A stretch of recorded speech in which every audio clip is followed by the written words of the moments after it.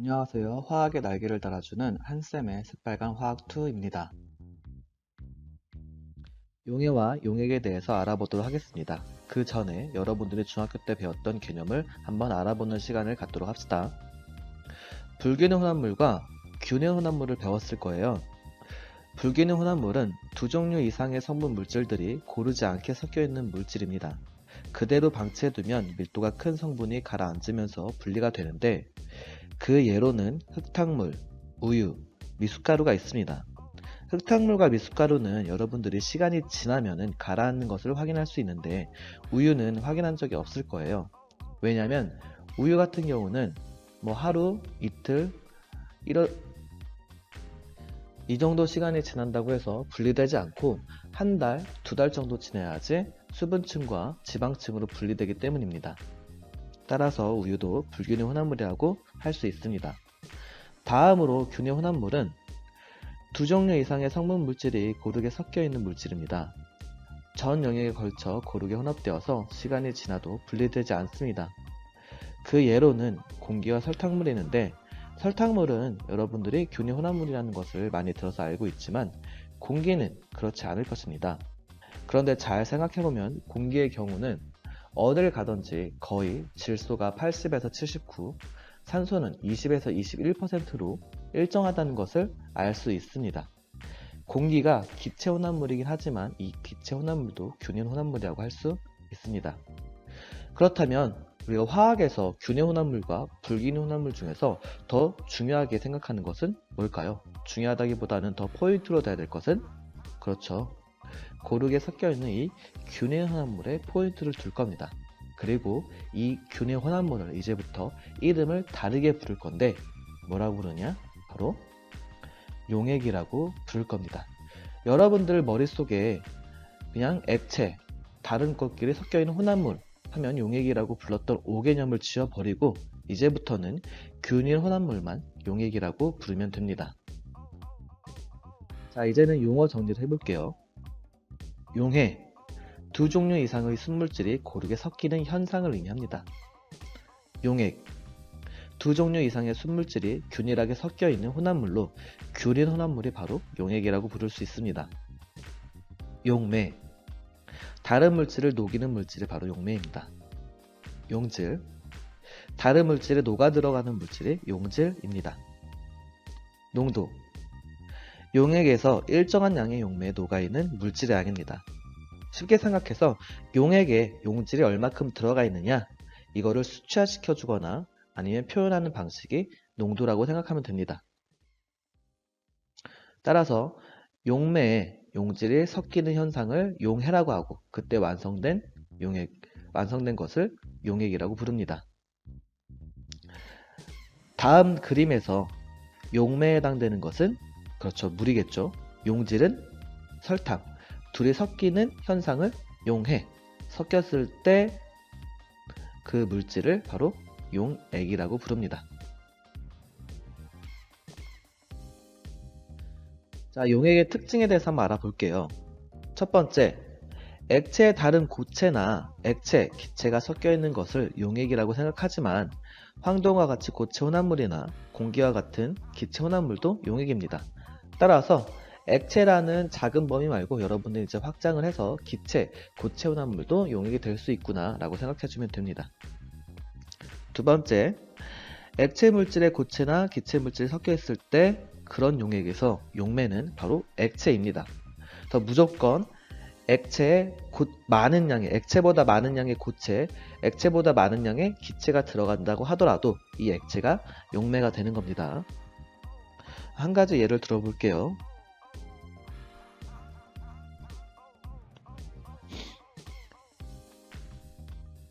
이만큼의 물이 있고 이만큼의 설탕이 있다고 했을 때 물은 액체고 설탕은 고체이기 때문에 설탕의 양이 아무리 많다고 하더라도 이 설탕은 그렇죠, 용질이 되고 물은 용매가 됩니다.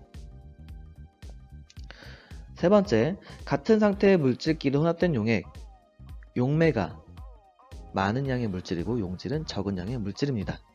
같은 상태, 이 같은 상태라는 것은 같은 기체 상태, 같은 고체 상태, 같은 액체 상태를 의미합니다. 예를 들어서 이만큼이 물이고 이만큼이 에탄올일 때 둘 다 똑같이 액체이기 때문에 많은 양의 물질이 바로 용매가 됩니다. 따라서 에탄올이 용매고 물이 용질이 되는 것입니다. 또 여러분들이 많이 헷갈리는 게 중학교, 고등학교 과정에서 용매를 물을 많이 사용했기 때문에 무조건 물은 용매다 라고 생각을 할 수 있지만 같은 액체일 때는 양이 많은 것이 용매라고 생각해주면 돼요. 네 번째, 용액의 이름은 용제의 이름을 먼저, 용매의 이름을 나중에 읽고 용액이라고 읽는다. 용매가 물일 때는 수용액이라고 하고 용매가 알코올일 때는 알코올 용액이라고 합니다. 또 예를 들어보면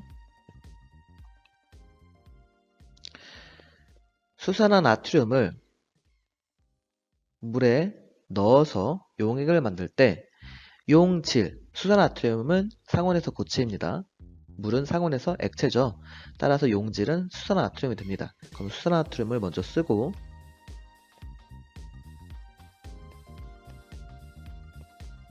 그리고 용매가 물이기 때문에 수산화나트륨 수용액이라고 적으면 바로 이게 수산화나트륨 수용액의 이름이 되겠습니다. 용의 원리를 볼게요.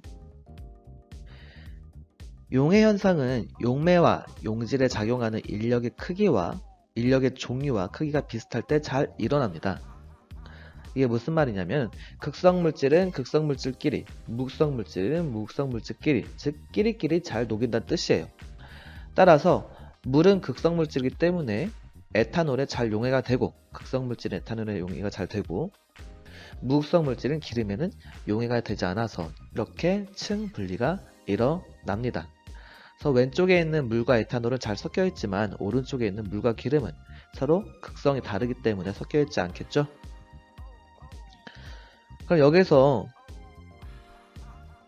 이 극성 물질과 이 무극성 물질을 구분하는 방법에 대해서는 여러분들이 그래요, 화학원에서 배웠을 거예요. 그럼 다시 한번 선생님이 알려주도록 할게요. 두 가지 분자를 들어볼 건데 물 분자와 이산화탄소 분자를 들어보도록 하겠습니다. 물 분자는 여러분들이 알고 있듯이 이렇게 구분형 구조를 가진 극성 물질이고 이산화탄소는 이렇게 일자형 구조를 가진 직선형 구조를 가진 무극성 분자입니다. 여기서 극성 분자와 무극성 분자를 구분하는 방법은 그래요, 쌍극자 모멘트예요.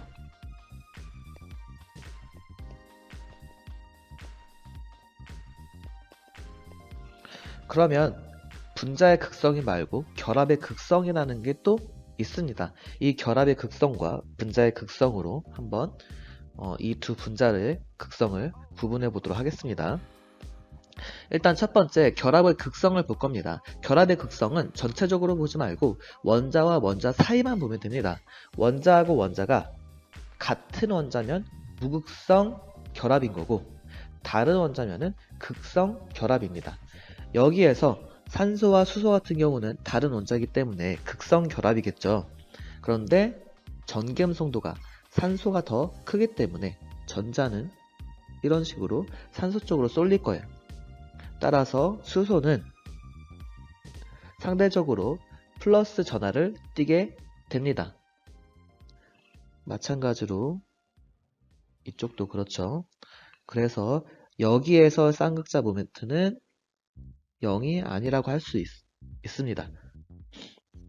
전자가 한쪽으로 치우치기 때문에 이렇게. 그렇다면 전체적으로 쌍극자 모멘트의 합을 볼 거예요. 쌍극자 모멘트의 합은 어느 방향? 그렇죠, 이 윗방향으로 장요가게 됩니다. 그래서 쌍극자 모멘트의 합은 0이 아닙니다. 쌍극자 모멘트의 합이 0이 아니라는 것은 힘의 방향이 존재하기 때문에 얘는 극성 분자라고 할 수 있습니다. 자, 이번에 이산화탄소 볼게요. 이산화탄소 같은 경우는 산소하고 탄소가 서로 다른 원자이기 때문에 극성 결합입니다. 그런데 전기음성도는 산소가 더 크기 때문에 이 방향으로 쌍극자 모멘트가 존재합니다. 쌍극자 모멘트가 존재한다는 것은 쌍극자 모멘트가 0이 아니라는 거죠. 그런데 정확하게 180도로 양쪽으로 같은 힘이 작용하기 때문에 이 두 힘이 상쇄되면서 쌍극자 모멘트 합은 0이 됩니다. 따라서 무슨 분자가 된다? 그렇죠. 무극성 분자가 되는 것을 알 수 있습니다. 여러분들이 극성 분자와 무극성 분자를 구분하는 방법은 바로 쌍극자 모멘트의 합으로 구분해주면 됩니다.